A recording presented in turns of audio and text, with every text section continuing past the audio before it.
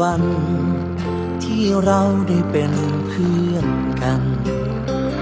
จากเด็กวันนั้นเนิ่นนานผ่านมาแค่ไหนในความรู้สึกจารึกในห้องหัวใจไม่เคยหวั่นไหวรักษาไว้ด้วยมิตรไมตรี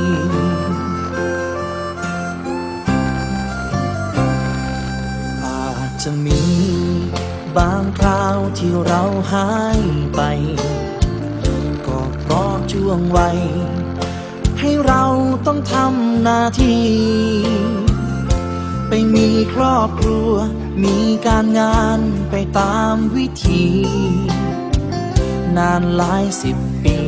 ที่คิดถึงเพื่อนอยู่ทุกวันคำว่าเพื่อนไม่เคยเลือนหายยิ่งจากมาไกลดีใจเมื่อได้เจอกันไถ่ถามทุกสุขเรื่องราวเก่าๆเรานั้นย้อนความผูกพันรอยยิ้มนั้นยังจำได้ดี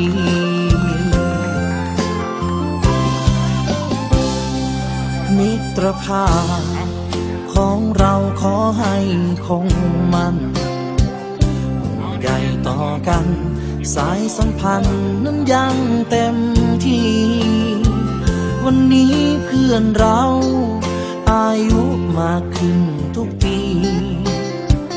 นับจากวันนี้สัญญากันไม่มีวันลืม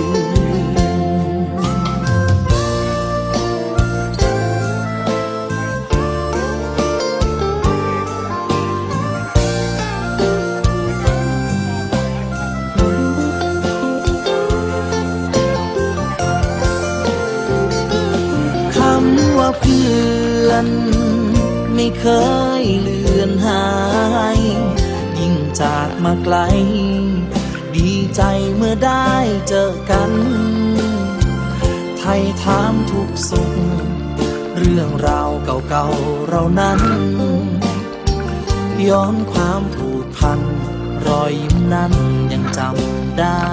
ดี